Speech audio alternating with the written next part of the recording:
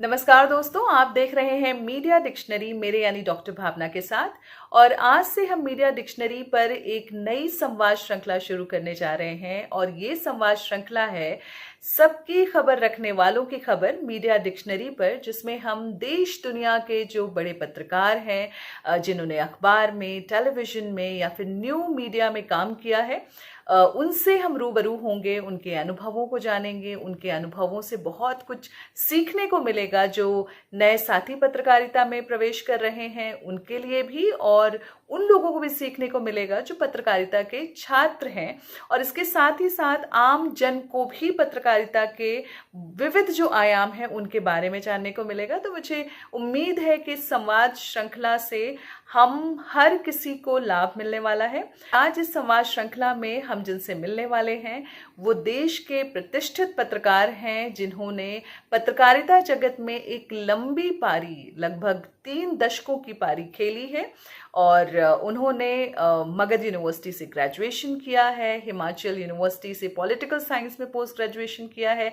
इसके साथ ही साथ देश का जो सबसे शीर्ष पत्रकारिता संस्थान माना जाता है आईएमसी, वहाँ से पत्रकारिता में आपने स्नातकोत्तर डिप्लोमा भी किया है।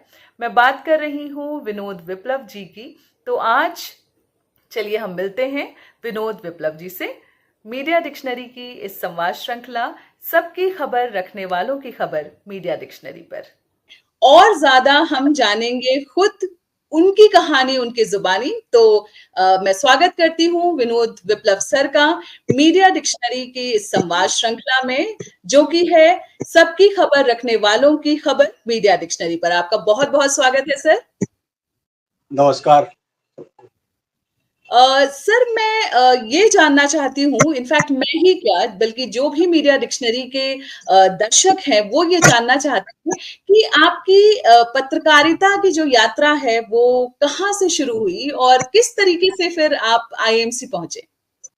पत्रकारिता की जो यात्रा है वो कोई सायास नहीं शुरू ही हुई या कोई प्रयास उसके लिए नहीं किया गया कि मुझे पत्रकार ही बनना है।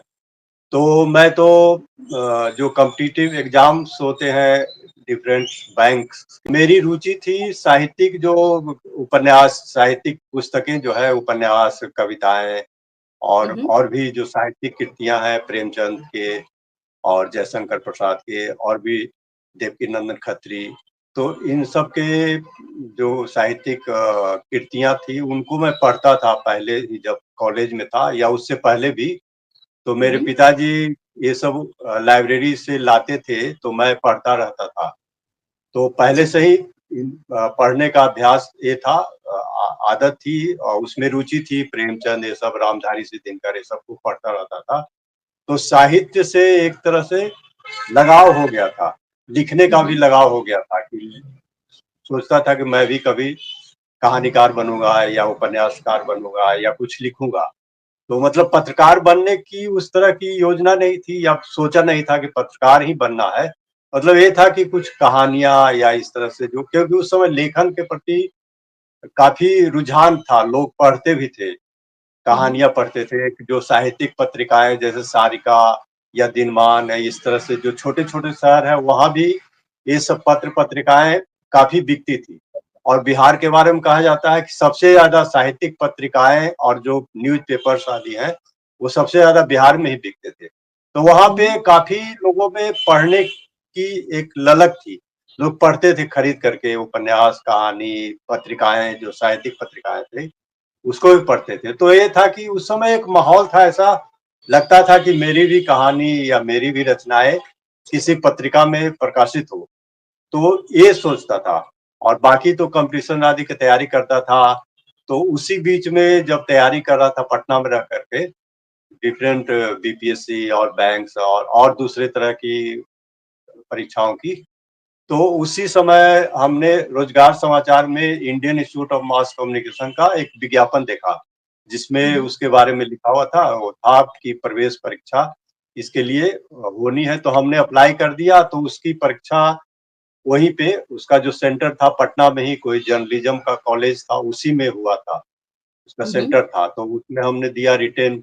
फिर उसके बाद उसका रिटेन में हो गया तो उसके लिए लेटर आया कि इंटरव्यू के लिए दिल्ली बुलाया गया था। तो बड़ा एक उसको लेकर के बड़ा उत्साह हो गया कि पत्रकार बनना है। तो मैं जो उस समय के जो पत्रकार थे वहाँ पे पटना में, उनसे मिलता था कि पत्रकार बनने पे क्या होता है, किस तरह का काम है, क्या सैलरी है। ये उस समय पत्रकार बनने का कोई इस तरह का नहीं था कि ट्रेनिंग इंस्टीट्यूट कुछ वैसे नहीं थे। मतलब हुँ, 2-3 हुँ। ट्रेनिंग इंस्टीट्यूट थे जो जर्नलिज्म की ट्रेनिंग देते थे, लेकिन उसके बारे में ज़्यादा पता नहीं था। जैसे जब विज्ञापन देखा तो आईएमसी के बारे में पता चला। जब हुँ, यहाँ हुँ। आया तब पता चला कि जामिया में भी जर्नलिज्म की ट्रेनिंग दी जाती है। जामिया में मास कम्युनिकेशन का भी कोर्स चलता है। लेकिन इसके जी। अलावा वहाँ जब था तो मुझे कुछ पता नहीं था कि पत्रकार क्या होते हैं। मैंने उस समय एक मानते थे कि जो पत्रकार वही है जो कि झोला लटकाए हुए, टूटी-फूटी चप्पल पहन करके और जो पागलों की तरह दिखता है, या किसी को कोई उसको समाज में कोई ऐसा एक महत्व नहीं था। मतलब मानते थे कि पत्रकार बन गया मतलब पागल बन गया। इस तरह से एक धारणा थी कि मतलब जो कहीं नहीं कुछ कर पाया, तो वो पत्रकार बन गया। तो ऐसा ही था कि कोई करियर इस तरह का नहीं था कि पत्रकार हैं, जैसे आज के समय में पत्रकार बनना एक करियरिस्टिक एक अप्रोच है कि करियर के लिए मुझे पत्रकार बनना है या एंकर बनना है या टेलीविज़न जर्नलिस्ट बनना है या जो भी एडिटर बनना है। क्योंकि अब उसमें एक करियर जुड़ गया है और सैलरी भी हो गई और तमाम तरह की सुविधाएँ आज के पत्रकारों को मिल रही है। लेकिन उस समय के पत्रकारों को कुछ ऐसा मिलता नहीं था। पता चला कि जो संतोष भारतीय एक बड़े उसमें चौथी दुनिया नाम का एक साप्ताहिक अखबार निकलता है, उसमें उनकी सैलरी 36,000 रुपए होती थी, जो कि एक उस समय सपना होता था। 36,000 रुपए की सैलरी एक बहुत बड़ा वो लगता था। तो उस उनके बारे में पता चला था कि हाँ, एक ऐसे पत्रकार हैं जिनकी सैलरी 36,000 रुपए है। लेकिन बाकी जी। पत्रकारों की सैलरी 1,000, 2,000, 500, मतलब इतना ही कि जिसमें वो खाना-पीना वो अपना रह सके। उससे ज़्यादा कुछ नहीं था। सर, शिक्षण संस्थानों के बारे में ये कहा जाता है कि जिस तरीके से मीडिया इंडस्ट्री को स्किल्ड लोगों की ज़रूरत होती है, उस तरीके के स्किल्ड स्टूडेंट्स जो हैं, वो शिक्षण संस्थान उपलब्ध नहीं करा पा रहे हैं। तो जब आप आईएमसी से निकले और नौकरी के लिए आए, तो आपने ऐसा यहाँ नौकरी में क्या सीखा, जो आपको लगा कि वो आईएमसी में मिसिंग था? या फिर आईएमसी में ज़्यादा ही कुछ सीख के आए थे और बड़ा आसान था आपका नौकरी का सफ़र? आईएमसी में जो सैद्धांतिक पहलू है वो तो बताया ही गया, जैसे कम्युनिकेशन थ्योरी है, ग्राफिक्स डिजाइनिंग है या और भी रिपोर्टिंग है, एडिटिंग है, ट्रांसलेशन है, तमाम पहलुओं पे वहाँ बताया गया। लेकिन जो व्यवहारिक पक्ष है उसमें कमी नजर आती थी। जब हुँ, मैं हुँ। आया यूएनआई में तो मुझे उसका ज़्यादा फ़ायदा नहीं मिला। एक ओवरऑल आपको पता तो चल जाता है कि पत्रकार बनेंगे तो क्या-क्या काम होगा, क्या पत्रकारिता क्या है, कम्युनिकेशन क्या है, कम्युनिकेशन थ्योरी क्या है। उस समय कम्युनिकेशन गैप अलग-अलग डेवलप्ड कंट्रीज़ और डेवलपिंग कंट्री में किस तरह से कम्युनिकेशन गैप है, सुविधाओं का किस तरह से अभाव है, विकासशील देशों में, विकसित देश किस तरह से कम्युनिकेशन के मामले में भी कितना आगे हैं। जब काम करने के लिए कहीं जॉब पे जाते हैं, कोई भी जॉब में हो, चाहे जर्नलिज्म का हो या दूसरा ही काम हो, तो उसका मुझे नहीं लगता है कि जो बहुत ज़्यादा फ़ायदा काम जब करते हैं तो व्यावहारिक अनुभव वहाँ जो सीखते हैं वही काम आता है। मतलब काम करने के दौरान जो कुछ सीखते हैं, जी। वही काम आता है। और आप में जो रुझान है, लिखने का मान लिया आप में रुझान है, लिखने की ललक है, प्रवृत्ति है, तो आपको उससे एक मदद मिलती है। लेकिन माने न्यूज़ बनाना एक अलग ही है। जैसे ये लगता है ना कि जो लिखते हैं, जो साहित्यकार हैं, जो कवि हैं, वो अच्छे पत्रकार बन जाएँगे। तो एक कोई ज़रूरी नहीं, क्योंकि वहाँ पे अलग ही तरह से काम करना होता है। लिखना अलग है, उपन्यास लिखना, कहानी लिखना अलग है। हाँ, भाषा आपकी है तो उसमें आप अच्छे सेंटेंस बनाएँगे, कोई फीचर लिखेंगे तो अच्छा लिखेंगे। लेकिन जो खबर लिखना है वो एक तरह से अलग ही है। उपन्यास लिखना, कहानी लिखना से अलग है। खबरों का एक अलग स्ट्रक्चर होता है। उपन्यास या कहानी का बिल्कुल अलग उल्टा स्ट्रक्चर होता है। जैसे हम लोग पढ़ाया गया ना कि न्यूज़ तो एक इन्वर्टेड पिरामिड है, जिसमें सबसे इम्पोर्टेंट जो चीज़ है, जो जानकारी है, वो सबसे ऊपर रखनी है। जी। जबकि उपन्यास या कहानी में सबसे इम्पोर्टेंट जो जानकारी है, जो सबसे जो क्लाइमेक्स है, वो सबसे बाद में आएगा। तो हुँ, न्यूज़ हुँ। में या दोनों में ही फ़र्क है, तो वही चीज़ जो काम करते-करते सीखना होता है। और जैसे मैं बिहार से था, तो बिहार में ये स्त्रीलिंग, पुल्लिंग और भाषा और लिखने में जो गलतियाँ हैं, वो उस पे कोई ध्यान नहीं देता। बिहार में सब गलत ही बोलते हैं, मतलब बोलने में भी, लिखने में भी गलत लिखते हैं।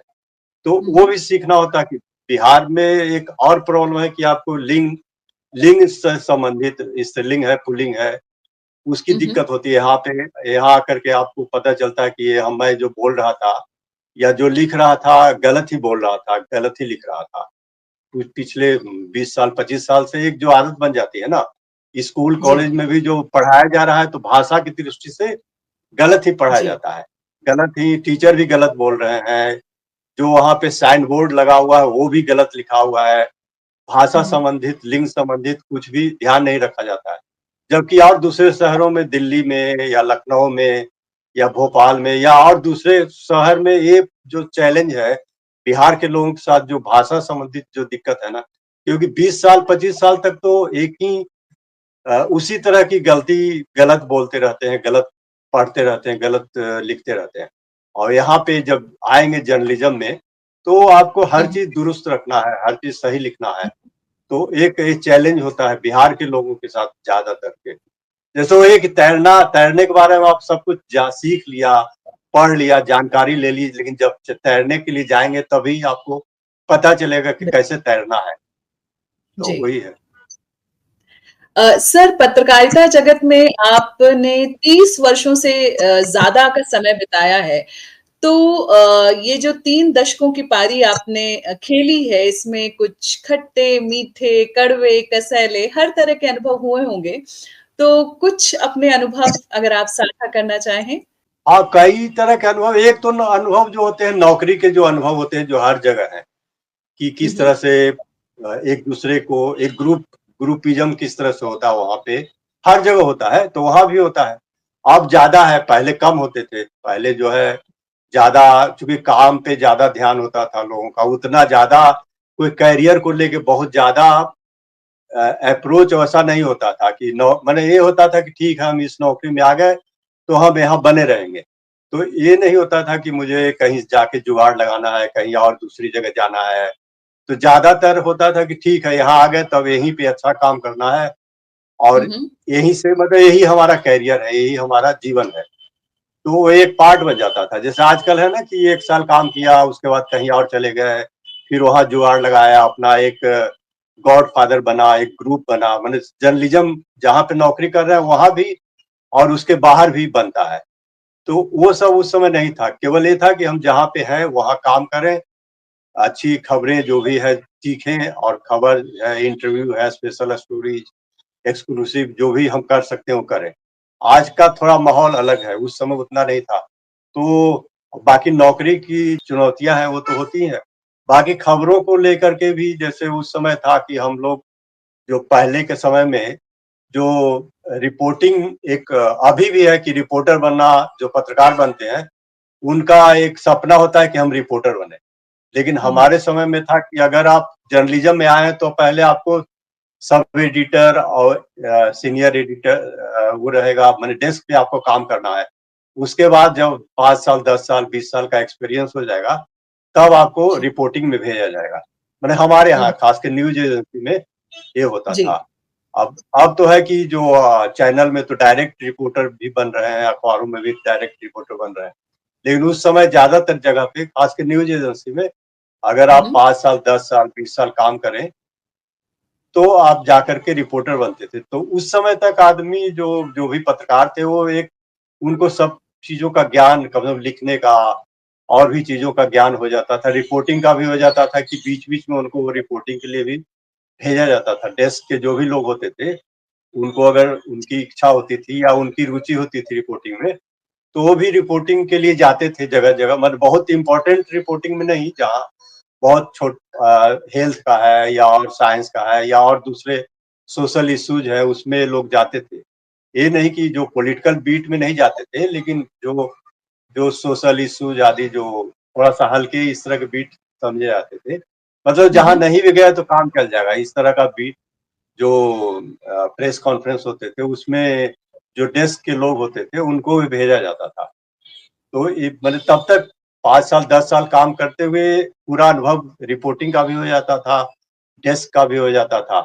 तो ये जी। और चैलेंजेस की बात है तो जैसे मैं जब आया तो डेस्क पे तो काम करता ही था, हुँ, साथ में हुँ। मेरा इंटरेस्ट था साइंस में, तो मैं जब आया तो हमारे एडिटर जो थे, तो उनको मैंने बताया कि मेरा साइंस में इंटरेस्ट है और मैं कुछ फीचर लिखना चाहता हूँ साइंस को लेकर के, तो वो तैयार हुँ, हो हुँ। गए तुरंत। और उस समय मैंने लिखना शुरू किया विज्ञान वार्ता नाम से कॉलम, जो कि जी। एक्सक्लूसिव साइंस से रिलेटेड और जगह जो साइंस जर्नल होते थे बाहर जो छपते थे उसमें से पढ़ करके। और उस समय तो इंटरनेट ये सब नहीं था, तो हुँ, हुँ।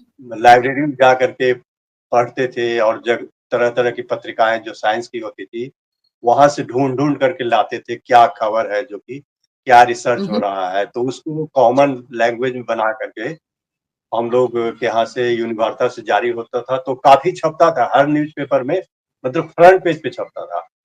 और जी। उसको काफ़ी हमारे ऑफ़िस में उसको महत्व दिया जाता था और मुझे भी चूँकि प्रोत्साहन मिलता था इसलिए मैं उसको कम से कम 20 साल तक लगातार 20 साल तो नहीं मतलब जितने साल लिखा 10 साल, 15 साल तक लगातार क्या हर सप्ताह मतलब एक भी मिस नहीं किया। इवन जब बीमार भी हूँ तब भी किसी दूसरे के ज़रिए भिजवाता था लिख कर के, बेड पर बीमार है तब भी उसको लिखता था। तो एक हुँ, हुँ। डेडिकेशन हो जाता है, जैसे आजकल उस तरह का नहीं है ना, लेकिन उस समय की एक लगता था कि एक डेडिकेशन कि छपेगा, लिखने का मौका मिला है तो। और इसके जी। अलावा न्यूज़पेपर शादी में भी लिखना होता था। तो एक हुँ, मैं हुँ। घटना बताता हूँ कि जो गणेश जी को दूध पिलाने की घटना हुई थी, जिसमें पूरे देश भर में लोगों ने मंदिरों में जाके दूध पिलाया था। तो जब जी। मैं जैसे ही ऑफ़िस पहुँचा तो हमारे जो न्यूज़ एडिटर थे, तो उन्होंने बताया कि ऐसा-ऐसा हुआ है, लोग दूध पिला रहे हैं, इस पे तुम अलग से एक फीचर या एक स्पेशल स्टोरी बनाओ। तो मैं हुँ, तुरंत समझ गया कि इसमें क्या मामला है, ये तो जैसे बाकी लोग तो विश्वास कर रहे थे कि बिल्कुल सही है, गणेश जी दूध पी रहे हैं। तो मेरे हुँ, दिमाग में हुँ। तुरंत आ गया उल्टा, कि नहीं ऐसा नहीं होगा। तो फिर मैंने साइंटिस्ट से बात की, तो हमने जब साइंटिस्ट से बात करके जो खबर बना के दिया, तो बोल रहे हैं कि बोला उन्होंने कि ये कैसे लिख दिया अगर साइंटिस्ट ऐसे कैसे कर सकते हैं? मैंने कहा कि भई जो साइंटिस्ट नेशनल रिसर्च लैबोरेटरी या जो भी है, नेशनल फिजिकल लैबोरेटरीज़ के साइंटिस्ट है, वो कह रहे हैं, वो उनका अपना सिद्धांत है कि किस तरह सरफेस टेंशन के कारण दूध जो हुँ, है उससे चिपक करके नीचे बह रहा है। नहीं, हुँ, उनको हुँ, बोलो कि प्रेस रिलीज़ भेजेंगे, अपना हुँ, जो स्टेटमेंट है प्रेस रिलीज़ भेजेंगे। तो हमारे कुछ लोगों ने हमारा साथ भी दिया कि क्या जो आपने इतनी खबरें चलाई है कि जगह-जगह दूध पी रहे हैं लोग, गणेश जी, तो क्या उन्होंने प्रेस रिलीज़ भेजा था? अभी हुँ, तो खबर जो आपके यहाँ आ रही है वो बिना आप उस पे विश्वास करके दे रहे हैं, तो अब अगर साइंटिस्ट बोल रहा है और हमारा हुँ, ये रिपोर्टर बात करके दे रहा है, तो उसमें क्या दिक्कत है? तो फिर हुँ, उस तरह से खबर गई और ये बता रहे हैं कि दूसरे दिन अखबारों में छपा कि हुँ। जो हमने खबर दी थी उसके आधार पे कि किस तरह साइंटिस्ट ने कहा कि क्या उसका वैज्ञानिक पहलू क्या है।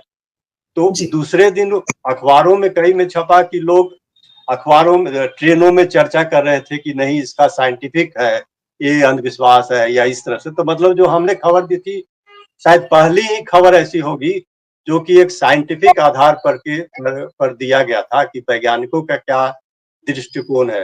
फिर हुँ, हमने साइकोलॉजिस्ट से भी बात करके दिया कि क्या किस तरह से मास हिस्टीरिया होता है कि लोग जब देखते हैं कि दूसरे लोग भी ये कर रहे हैं, तो उसको सही हुँ। मान लेते हैं और वो भी वही काम करने लगते हैं। तो एक मास हिस्टीरिया टाइप की चीज़ें बन जाती है। तो जी। उसमें कोई ये नहीं देखता है कि मैं जो कर रहा हूँ, गलत कर रहा हूँ या सही कर रहा हूँ। मतलब चूँकि दूसरे लोग भी वही कर रहे हैं, इसलिए हुँ, हर आदमी जो है जाके दूध पिला रहा है। तो उसका हुँ, हुँ, साइंटिफिक पहलू पे और दूसरे दिन अखबारों में छपा कि किस तरह से अखबारों में जो एक खबर छपी थी, उसके आधार पे लोग चर्चा कर रहे थे। हुँ, ये हुँ। इस तरह का फिर बाद में आज तक में भी दिया। एसपी सिंह जब थे तो उन्होंने साइंटिस्ट से बात करके दिखाया, पूरा जी। किस तरह से दूध जो है नालियों में बह रहा है और उन्होंने दिखाया कि कैसे इसका पूरा। तो फिर बाद में हमने जो लिखा वो सही साबित हुआ। तो जी। इस तरह के चैलेंज मतलब लेकिन उस समय था कि ज़्यादा कोई रुकावट नहीं डाली जाती थी। कोई अगर किसी ने खबर लाई है तो उसमें ज्यादा रुकावट नहीं डाली जाती थी। और दूसरा था कि जो अभी जो आजकल जो जर्नलिज्म में है कि जो सत्य वस्तुनिष्ठ जो होना है खबर, और सही माने सत्यता खबर में होनी चाहिए, वो गायब हो गया है। वो चीजें सत्यनिष्ठा और निष्पक्षता, दो चीजें जी। बिल्कुल गायब है। मतलब खबर छपे, एक पेज छप जाए, लोग उस पर विश्वास नहीं करते हैं। चैनल में दिन रात एक किसी बात को लेकर के खबर चलती रहे या डिस्कशन होता रहे, लोग उस पर विश्वास नहीं करते हैं। उनको लगता है कि ये गलत है या इसमें कोई एजेंडा है। लेकिन उस समय अगर एक लाइन भी खबर छप जाती थी तो उसका असर होता था और लोग उसको मानते थे कि जो छपा है, अगर छपा है अखबार में तो बिल्कुल वो सही होगा। मतलब ये था। आवाज है कि दिन रात मतलब किसी चैनल पे देखा होगा कि कोई भी मुद्दे पे लेके डिबेट होता रहता है और उस पर कोई विश्वास नहीं करता है। और उस समय एक लाइन की खबर अगर छप जाए तो किसी के लिए कैरियर या तो बर्बाद हो जाता था, जीवन बर्बाद हो जाता था, या उस पे उसका असर पड़ता था। अगर कोई करप्शन की चीजें खबर है तो पूरी जांच होती थी। मतलब ये कह रहे हैं उसका एक लाइन का जो असर था वो आज दिन रात खबर एक महीने तक चलाते रहेंगे, उसका जीरो असर है।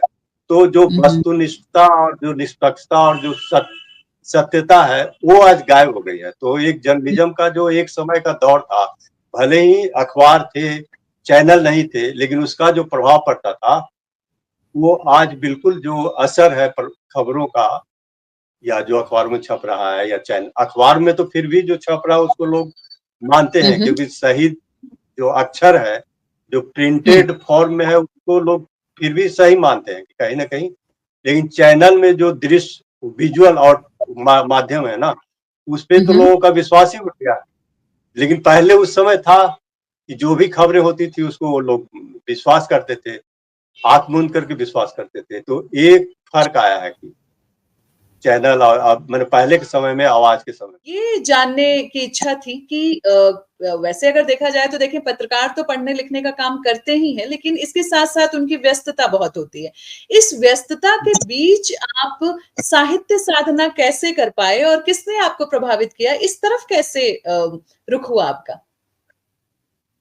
हाँ, समय चूंकि व्यस्तता तो होती है जी। एक पत्रकार के लिए कि उनको अपनी ड्यूटी भी करनी है, उसके बाद अलग से कुछ सबकी इच्छा होती है कि हम कुछ स्पेशल स्टोरी दें। जो न्यूज़पेपर है में है उनको भी होती है, और जो चैनल में उनको भी होती है कि कोई इंटरव्यू किसी का करके आए या अलग से हम कवरेज के लिए मुझे भेजा जाए। तो मैंने टाइम की तो कमी रहती है कि अपने जो जरूरी काम है, घर के काम है या घर के लिए जो समय है, उसमें से जी। बचा करके लोग दफ्तर में या कवरेज के लिए जाते हैं, न्यूज प्रेस कॉन्फ्रेंस में जाते हैं या अलग से इंटरव्यू आदि करना चाहते हैं। तो समय तो का अभाव रहता है। लेकिन इसके बाद भी अगर किसी में इच्छा हो तो वो समय तो निकालना निकल जाता है, ऐसा नहीं कि नहीं निकलता है।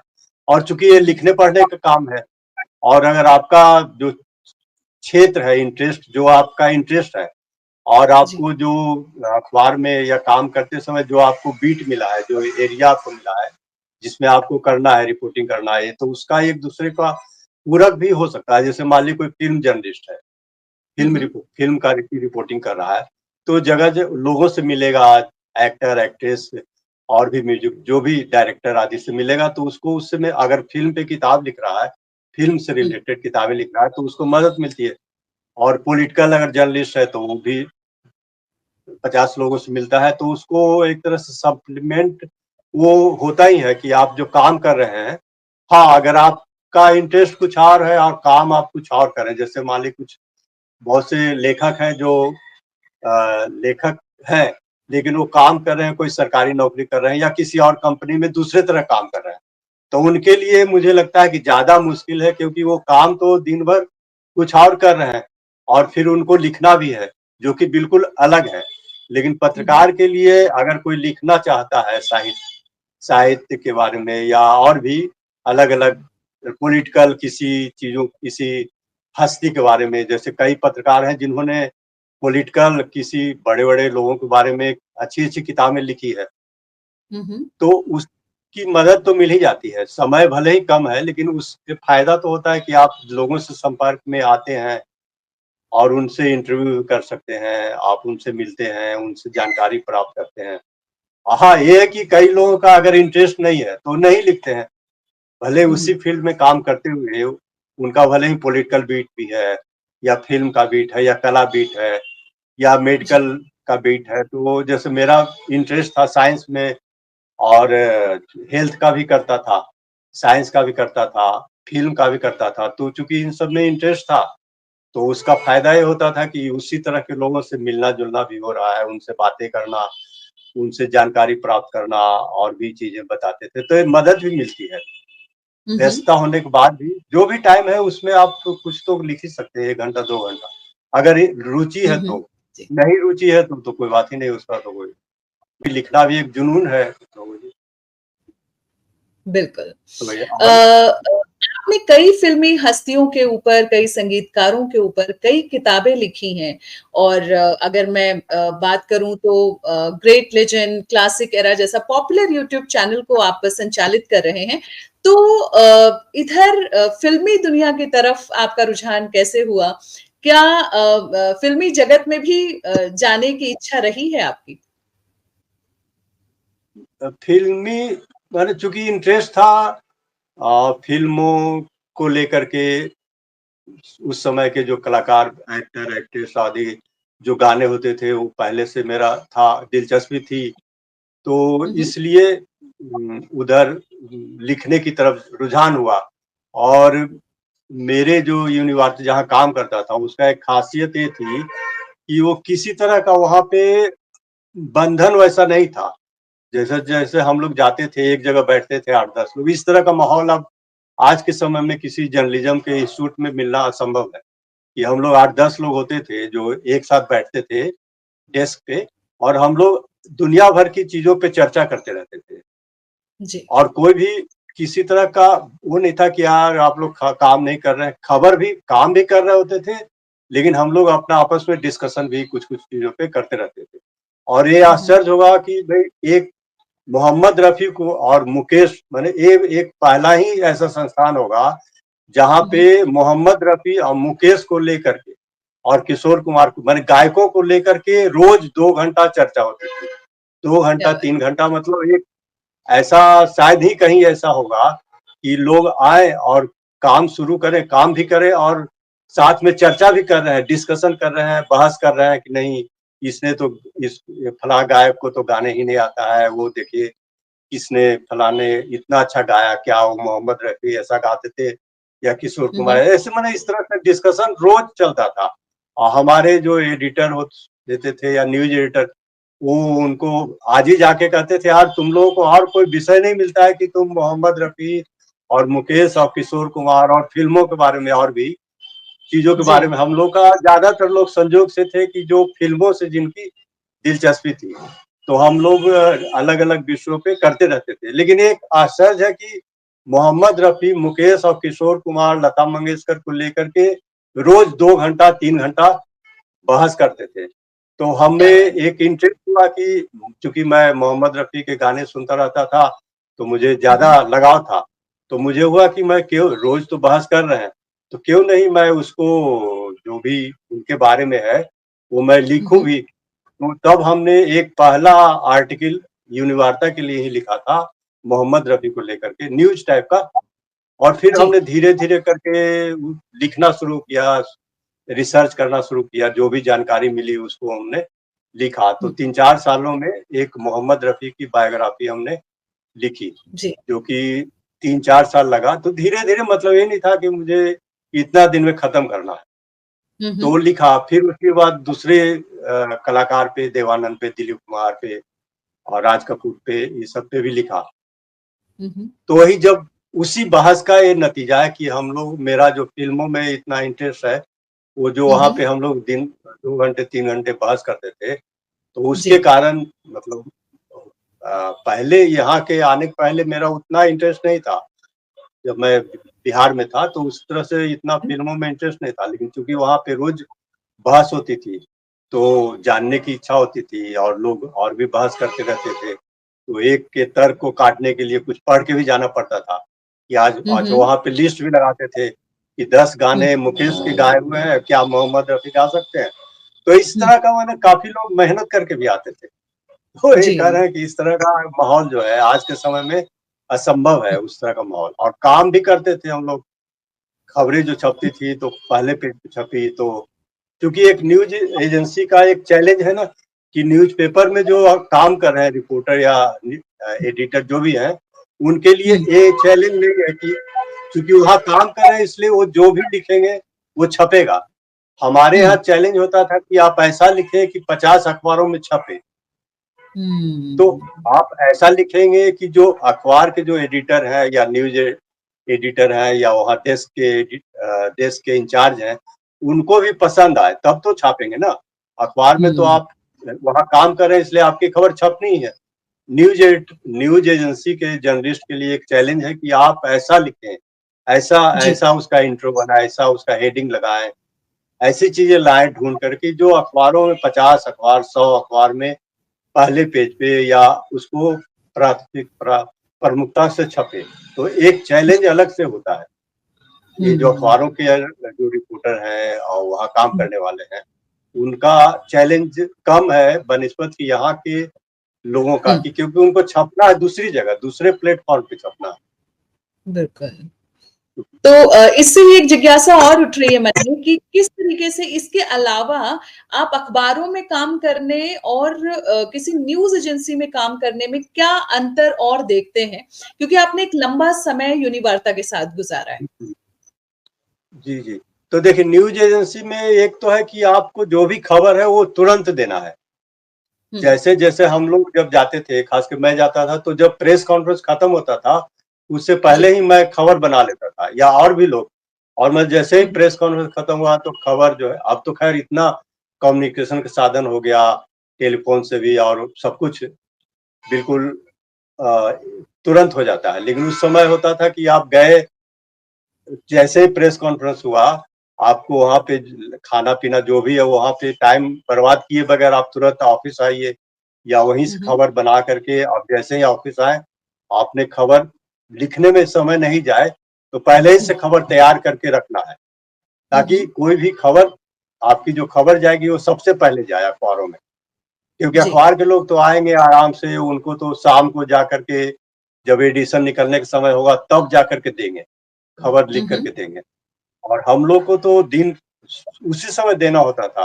तो जहाँ भी कुछ जी। देर हो तो कहा जाता था कि यार इतना देर कहाँ कर दिया, क्या कर रहे थे। तो ये हम्म। एक जो रहता है समय का बंधन, हम्म। समय तुरंत जल्द से जल्द दिया जाए। और एक्सक्लूसिव भी देना है। अखबारों में तो उनके पास समय है, उनके पास और भी सोर्स हैं, उनके पास जी। न्यूज, जब हम लोग के समय में न्यूज एजेंसी ही मेन सोर्स होते थे। खबरों की मुख्य सोर्स जो थे न्यूज एजेंसी ही होती हम्म। थी। तो वहाँ के लिए एक इम्पोर्टेंट होता था ना कि अखबारों के पास जो सोर्स है वो न्यूज एजेंसी है। इस तरह का आज के समय में ट्विटर, इंटरनेट, वेबसाइट्स, इस तरह की चीजें तो थी नहीं। तो हम लोग दुनिया भर के, माने बाहर की एजेंसी जो थी वो हम यहाँ यूनिवार्ता में देती थी, यूएनआई में। यूएनआई की खबर बाहर के देशों में जो एजेंसीज है उनके साथ कोलाबोरेशन होता था। तो जैसे अमेरिका की एजेंसी है न्यूज एजेंसी, उनका पीटीआई या यूएनआई के साथ कोलाबोरेशन होता था। तो इस तरह से खबरों का एक तुरंत देना होता है।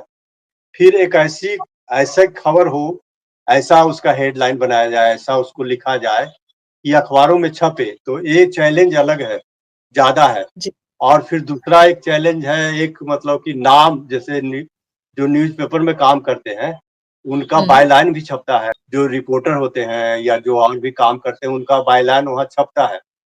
तो लोगों हम्म। को पता चल जाता है कि ये जो है रिपोर्टर एक हेल्थ करता है, ये पॉलिटिकल कांग्रेस करता है, मतलब उसके बारे में लोगों को, क्योंकि नाम जी। छपता रहता है तो पता रहता है।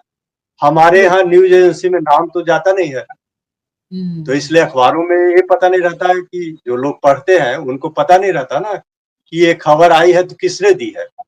अखबार में तो छप गया तो सोचते हैं अखबार में, जनसत्ता में या जिसमें छपा, न्यूज नवार टाइम्स छपा, तो उनको लगता है नवार टाइम्स के ही किसी एडिटर ने दिया होगा, किसी रिपोर्टर ने हम्म। दिया होगा। जी। जबकि वो खबर है, एजेंसी की होती है खबर, तो उतना लोगों को पता नहीं। तो एक जो गुमनामी में काम करने का जो एक होता है ना, एक हुँ। वो वहाँ पे आपको एक नाम के साथ आपकी खबर छप रही है, आपके फीचर छप रहे हैं, तो एक आपको एक संतुष्टि मिलती है और यहाँ पे आपको वो नहीं मिलती, तो आपको एक्स्ट्रा प्रयास करना पड़ता था। जैसे मैं मेरा लिखने का था तो मैं अखबारों में लिखता था, पत्रिकाओं हुँ। में भी लिखता था, तब जाकर के मेरा नाम छपता था और जी। हमारा जो कॉलम जाता था उसमें हमारा मेरा भी नाम रहता था, विनोद कुमार के द्वारा या इस तरह से। तो हुँ, हुँ। किसी-किसी न्यूज़पेपर में मेरा नाम भी छपता था। लेकिन वैसा कम ही होता है कि कोई एजेंसी के रिपोर्टर का नाम छपे अखबार में। जी। और अखबारों के पास तो ये है कि उनके पास समय भी ज़्यादा है, सोर्स भी है, न्यूज़ एजेंसी है, अपना खुद है, उनके भी रिपोर्टर होते हैं, उनके भी स्ट्रिंगर होते हैं, तो इसलिए उनके पास सोर्स कई हो जाते हैं। न्यूज़ एजेंसी के पास तो कोई सोर्स नहीं है, होता था। अब हुँ। तो खैर हो गए, अब तो काफ़ी वेबसाइट भी है, ट्विटर है, अब तो ज़्यादातर खबरें तो इसी से आ रही है। तो जी। अब तो बिल्कुल चेंज हो गया है। अगर विनोद विप्लव जी पत्रकार ना होते तो फिर और क्या होते? हाँ, ये जैसे बताया ना कि पत्रकार तो बन गया, संजोग से कहें या एक संजोग की बात है, संजोग से बन गया। लेकिन मैं तो कॉम्पिटिशन और ये सब की तैयारी कर रहा था। मतलब अगर नहीं होता पत्रकार, अगर यहाँ नहीं होता Indian institute of mass communication admission, तो मैं किसी कॉम्पिटिशन की तैयारी करता रहता और कहीं अगर हो गया होता बैंक में या कहीं और, तो वहाँ काम कर रहा होता। या मेरा था कि जैसे एक सपना था कि आईआईटी में हो, एडमिशन हो, कोई इंजीनियरिंग के जो टॉप इंस्टीट्यूट हैं, उस तरह का सपना था। उतना मेरे पास उस तरह का टैलेंट नहीं था। लेकिन उस सपने को मेरे बेटे ने पूरा किया है कि वो आईआईटी कानपुर से उसने बीटेक किया और गूगल जैसी कंपनी में वो काम कर रहा है। तो वो सपना जो था, वो मेरा तो अधूरा रह गया। एक टॉप क्लास के इंजीनियरिंग संस्थान में एडमिशन लेने का। और हुँ, हुँ। मेरा इतना लगाव था आईआईटी के नाम से ही कि जब मैं आईआईएमसी में रहता था उसके बगल में, तो मैं आईआईटी के बगल में रहता था और आईआईएमसी भी वही था। तो मैं आईआईटी के अंदर से घूम करके जाता था, क्या ताकि बात है! आईआईटी का अंदर जाने का मुझे एक वो है, वो लगाव जो है वो रहे। जी। पैदल जाता था आईआईटी के अंदर से, तो हुँ, देखता हुँ। हुआ। तो एक जो सपना था ना, वो इस तरह से मैंने उसको पूरा नहीं, किया। इसी वजह से हाँ, साइंस में जो लिखने का आपका रुझान था, तो इस आईआईटी की हाँ, वजह हाँ, से ही इसीलिए। तो हाँ, एक उसी के कारण रहा शायद कि जी। साइंस, चूँकि मेरा साइंस का रहा भी, बैकग्राउंड भी था साइंस में और उसमें हुँ, साइंस के लोग कम ही होते थे। साइंस हुँ। ज़्यादातर जो जर्नलिज़्म में आते थे, वो हिंदी या अंग्रेजी में जो उन्होंने कोर्स किया है, ये डिग्री लिया है, बीए, एमए जो किया है, वही लोग जी, आते थे। लेकिन साइंस बैकग्राउंड के लोग कम आते थे। तो हम आईआईएमसी में भी जब गया इंटरव्यू के लिए, तो वहाँ ही मुझे जो डॉक्टर जहांगीर रामजी लाल जहांगीर थे, तो उन्होंने ही कहा कि तुम जो है कि साइंस जर्नलिस्ट बनो। हमने जब हुँ, हुँ। दिखाया कि हमने ये लिखा है, उस समय विज्ञान प्रगति और इस तरह की पत्रिकाएँ थी, साइंस की, तो जी, उसमें मेरा छपता था। तो उन्होंने जब देखा तो बहुत खुश हुए कि तुम तो साइंस जर्नलिस्ट ही बनो, तुम बाकी छोड़ दो, बाकी फ़ील्ड। तो तभी से हमने सोचा था कि मैं साइंस जर्नलिस्ट ही बनूँगा। अगर बनूँगा पत्रकार तो साइंस पे ही काम करूँगा। तो इसलिए जी। मेरा साइंस पे चूँकि बैकग्राउंड भी था, तो इसलिए मेरे लिए आसानी थी। तो चलते-चलते आखिरी सवाल कि विनोद कुमार जी विनोद विप्लव कब बने और कैसे बने? इसकी क्या कहानी? वो जैसे जब यहाँ आया Indian institute of mass communication में, उसके बाद जब जॉब किया, जॉब हुँ, नहीं हुँ। करता था, जब लिखता था केवल। उस समय जी। उस समय जो हम लोग के समय का था, तो वहाँ उस समय नौकरियाँ भी जर्नलिज़्म में बहुत कम होती थी, हुँ, क्योंकि हुँ। केवल न्यूज़पेपर होते थे। तो अब है कि चैनल है, वेबसाइट्स हैं और सोशल मीडिया, तरह-तरह की चीज़ें हैं आज के समय में। लेकिन उस समय अगर नौकरी करनी है तो केवल न्यूज़ एजेंसी और न्यूज़पेपर 2 ही चीज़ होते थे। तो जी। इसलिए उस समय गुंजाइश कम होती थी, नौकरी लगने की गुंजाइश कम ही होती थी। तो मैं उसके जब आईएमसी किया, पूरा कंप्लीट हो गया, तो मैं कई न्यूज़पेपर में, हिंदुस्तान में, जनसत्ता में और भी दूसरे न्यूज़पेपर या मैगज़ीन में लिखता था। तो उस समय चूँकि विप्लव नाम का कुछ ऐसा था ना कि एक जेएनयू में पढ़ने वाले लोगों का एक उस समय फैशन भी था हुँ, कि हुँ। ऐसा नाम रखो जो वामपंथी रुझान का टाइप का लगे। हुँ, और हुँ। कुछ उस समय एक विप्लव करके कोई थे, कोई बड़े नेता हुँ। थे। तो जी। ये लगा कि एक विनोद कुमार जो है ऐसा नाम नहीं है जो अगर अखबार में नाम छपता है, तो हुँ। कुछ उसमें होना चाहिए। तो मैंने सोचा कि चलो विनोद कुमार अनुराग एक बार रखा हमने। हुँ। क्योंकि अनुराग नाम के एक हमारे दोस्त थे, उनके भाई थे, पत्रकार थे, तो उन हमने सोचा विनोद कुमार अनुराग रखा जाए। तो वो रखा, जी। उस नाम से भी कुछ छपा। फिर उसमें मज़ा नहीं आया, लगा ये तो नहीं चल रहा है ठीक-ठाक। तो हुँ, वो हुँ। फिर हमने विनोद विप्लव रखा। तो उस नाम से फिर छपने लगा, लिखने लगा उसी नाम से। हालाँकि विनोद जी। कुमार ही ऑफ़िशियल नाम तो विनोद कुमार ही है। लेकिन लिखने के मामले में जो पेन नेम है, तो वो जी। विनोद विप्लव के नाम से ही रहा। और एक बार जब कुछ चेक आदि आते थे, तो विनोद विप्लव के नाम से आने शुरू हुए। तो उसको जब बैंक में एक बार गया तो विनोद विप्लव के नाम से कैसे जमा कर सकते हैं, जबकि नाम मेरा विनोद कुमार के नाम से अकाउंट है। तो फिर जी। वहाँ हमने विनोद विप्लव के नाम से खुलवाया। तो वहाँ बैंक वालों ने कहा कि आपका कोई प्रूफ़ है कि विनोद विप्लव आपका क्या कोई ग्राउंड कुछ बताएँ तो कि आप ठीक है, आपका विनोद कुमार तो नाम है, तो विनोद विप्लव के नाम से कैसे अकाउंट खुलवाएँगे? और वो हुँ। बोला कि आप ठीक है सिग्नेचर कीजिए। तो मैंने चूँकि विनोद कुमार नाम था तो इसलिए हमने विनोद कुमार के नाम से सिग्नेचर कर दिया। तो बोले देखिए ये तो जी। आपका नाम आप बोल रहे हैं विनोद विप्लव, आप सिग्नेचर कर रहे हैं विनोद कुमार। तो हमारे ऑफ़िस के ही वही थे, तो उन्होंने बताया कि अरे विनोद विप्लव के नाम से लिखते हैं। तो उस समय इतना नहीं था नियम कानून का, उतना बहुत कड़ाई नहीं थी। तो उन्होंने हुँ, बोला हुँ। हाँ, हाँ, विनोद विप्लव के नाम से लिखते हैं और विनोद कुमार इनका ऑफ़िशियल ऑफ़िस का नाम है। तो वहाँ के जो मैनेजर थे बोले ठीक है, आप विनोद विप्लव के नाम से भी उस अकाउंट में नाम जुड़वा लीजिए, ताकि आप चेक जो है वो विनोद विप्लव के नाम से जो आएगा, वो उसमें जमा जी। कर सकते हैं। तो इस तरह से वो भी एक प्रॉब्लम जो थी वो सॉल्व हो गई। तो फिर हमने विनोद विप्लव के नाम से ही लिखना जारी रखा, क्योंकि जो आते थे पारिश्रमिक ये सब वो विनोद विप्लव के नाम से आते तो कोई दिक्कत नहीं होती थी। तो जी। ये चलते-चलते एक आखिरी आपसे संदेश की गुज़ारिश करना चाहूँगी कि जो पत्रकार साथी नए-नए अभी पत्रकारिता के क्षेत्र में कदम रख रहे हैं या जो पत्रकारिता के विद्यार्थी हैं, उनको आप क्या संदेश देना चाहेंगे? हाँ, जैसे हमने पहले बताया कि अब जर्नलिज़्म में काफ़ी अंतर हो गया है करियर की दृष्टि से। हुँ, पहले हुँ। पैसे को लेके, सैलरी को लेके उतना नहीं था, लेकिन आज काफ़ी सुविधाएँ हो गई है, सैलरी भी लाखों में है, तो काफ़ी अंतर आ गया है। तो आप कई पत्रकार जो हैं वो करियर को ध्यान में रख के या सैलरी को ध्यान में रख के पत्रकारिता की तरफ जा रहे हैं, या अपना वो नाम और चमक-दमक है उसको उसको देख कर के जाते हैं।